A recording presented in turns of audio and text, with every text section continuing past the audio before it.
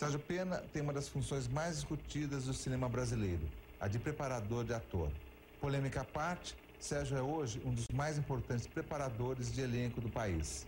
Trabalhou em mais de 20 filmes, entre eles Bicho Sete Cabeças, de Laís Bodansky, Carandiru, de Hector Babenco e Bruna Surfistinha, de Marcos Baldini. Além disso, Sérgio fez a preparação individual de Rodrigo Santoro em algumas de suas produções internacionais.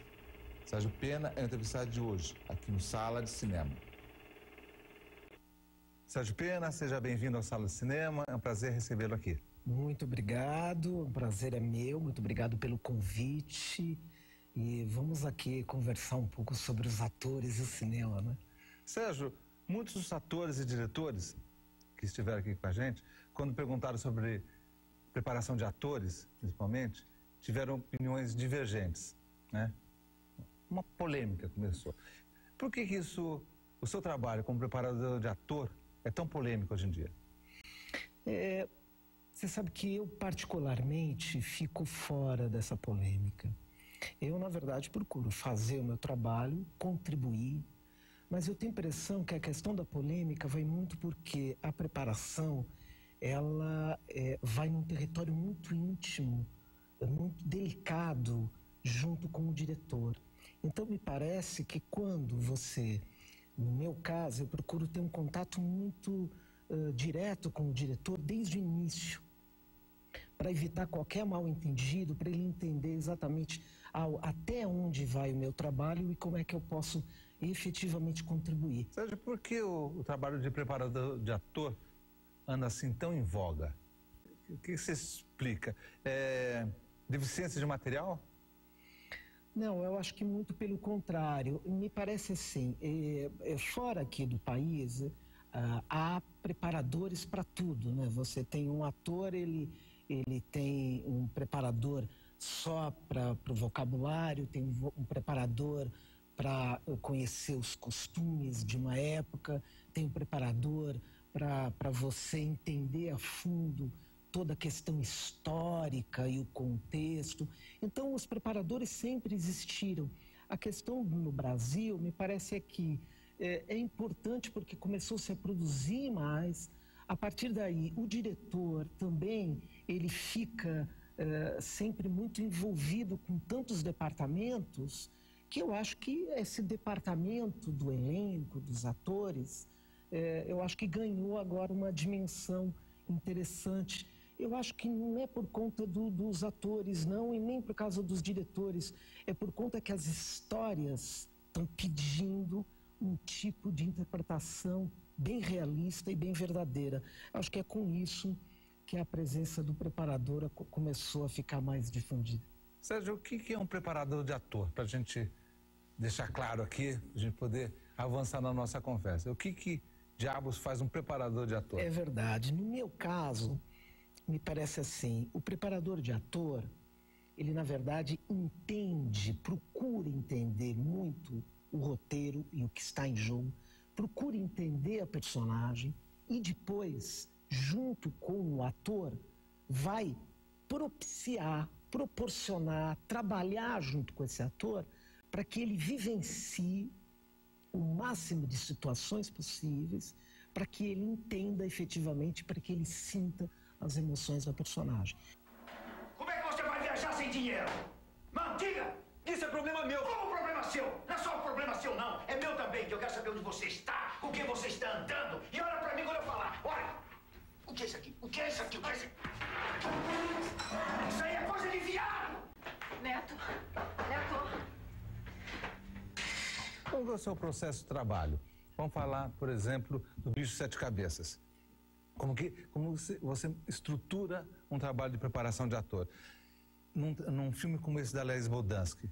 Ali foi uma grande jornada de iniciação. Como boa parte das pessoas não tinham feito cinema antes, eu acho que a gente teve uma liberdade muito grande, acho que a gente teve uma atenção muito grande justamente à dramaturgia e ao neto, às personagens e a tudo que estava em jogo. Era uma tarefa delicada, porque essa questão da loucura invade territórios muito complicados. É uma tarefa muito complexa de você entender a questão da loucura e entender o que seria o louco.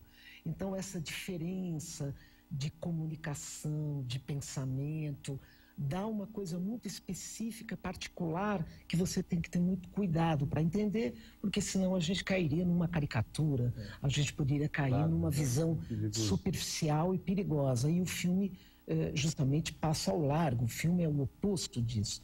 Eu acho que a gente conseguiu adentrar em territórios de solidão, a gente conseguiu fazer uma coisa muito delicada, que o tema exigia forte, estávamos à altura de todas as questões dramáticas, mas ao mesmo tempo sempre com muita delicadeza e cuidado. Pena, teve pesquisa em loco para fazer o Bicho de Sete Cabeças? Vocês foram averiguar como que eram as condições que viviam esses pacientes psiquiátricos? Sem dúvida, sem dúvida. Mas no caso do Bicho, particularmente, houve todo um estudo da direção e meu, nesse sentido, de acompanhar a verdade, a realidade que infelizmente ainda perdura em alguns hospitais psiquiátricos. Então a gente precisava entender isso para entender as questões humanas. Nós tínhamos um grande guia que era o depoimento do livro, né, o escrito do Austragésilo Carrano, que hoje já faleceu e que escreveu um livro de muita contundência, né, O Canto dos Malditos, em que ele testemunhava, né, passava a todos coisas inacreditáveis que ele teria vivido, uma espécie de temporada ao inferno que ele viveu. A partir daí, esse estudo foi feito, mas nós não levamos os atores aos hospitais psiquiátricos. Não foi? Por quê? Para evitar até que nós fôssemos para uma coisa de imitação porque nós não teríamos tempo de você fazer uma verificação, nós teríamos que ficar meses dentro de um hospital só para entender a diferença das pessoas, a diferença de todos os seres que estão lá sofrendo dessa doença. Quer dizer, não da doença, sofrendo dessa particularidade humana, dessa dimensão humana. Então a gente não levou para evitar uma caricatura. Para evitar a caricatura, para evitar esse choque muito grande. Então nós trabalhamos muito mais mostrando vídeos, a gente trabalhou muito mais mostrando fotos, livros, documentos. A gente também refletia muito sobre isso e depois eu procurei fazer um trabalho muito mais de dimensão humana.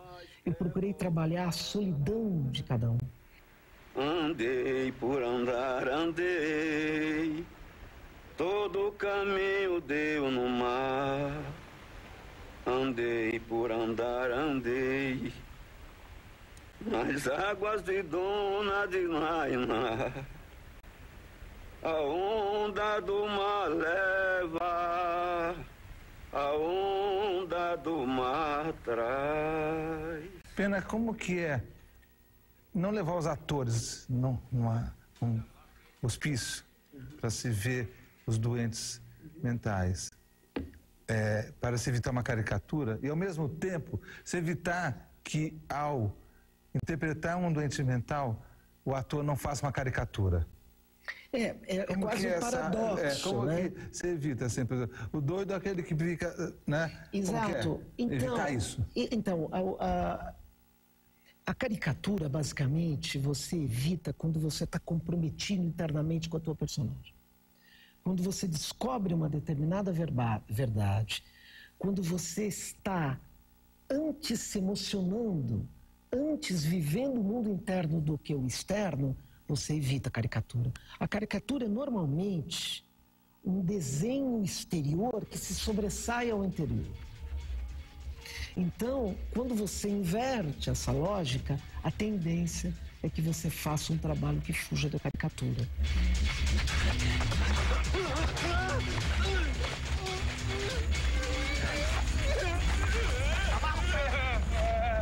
Tá com o gosto dele.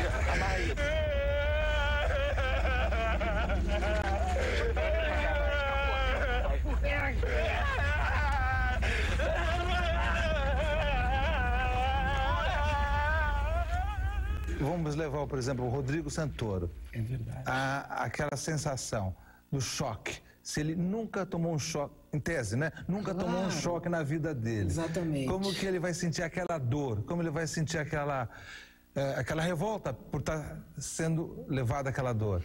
Então, basicamente, o ator tem que ser muito inteligente e acompanhar toda a jornada que a gente faz de pesquisa e de entendimento.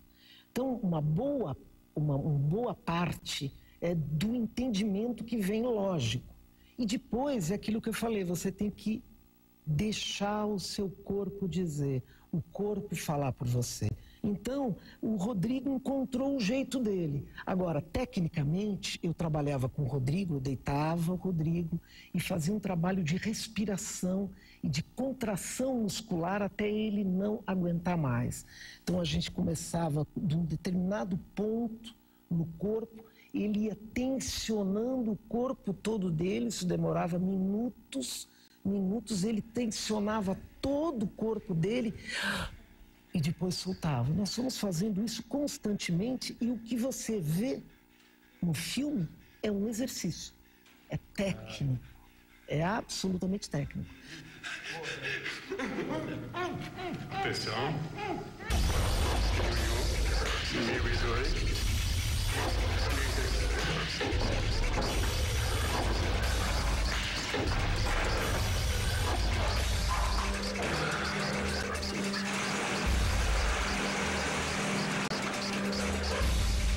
Nós tínhamos um determinado momento que nós estávamos ali no meio do trabalho, mais da metade, e nós sabíamos que ainda faltava alguma coisa. Qual trabalho? No Bicho de Sete Cabeças, com o Rodrigo de uma maneira mais específica.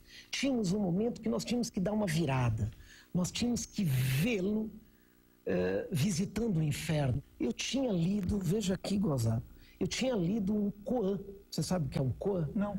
Koan é uma espécie de uma parábola, é um pensamento oriental. Né? Então eu contei para ele esse pequeno Koan, que é assim, existe um mestre que ficava num mosteiro e vai um discípulo e chega ao mestre e fala: mestre, eu vim em busca da verdade, quero passar uns dias aqui no mosteiro. Ele fala: pois não, claro, eu vou te dar uma dica. Tá vendo aquele balde? Um balde? Sim. Pega aquele balde e encha o balde de água. O discípulo: tá bom. Foi lá, encheu. Enfila dentro da sua cabeça. Quando as bolhas se rarificarem, o ar que você desejar será a sua verdade. É só um cor, é só um pensamento, é só uma parábola. Não é uma coisa exatamente para fazer igual. Mas o Rodrigo falou: pena, vamos pegar um balde.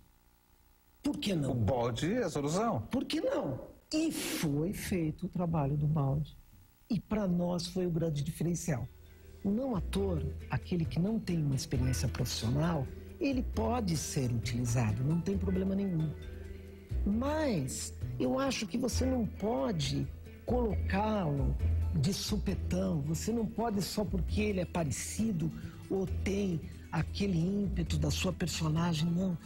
Dá muito trabalho, porque e depois?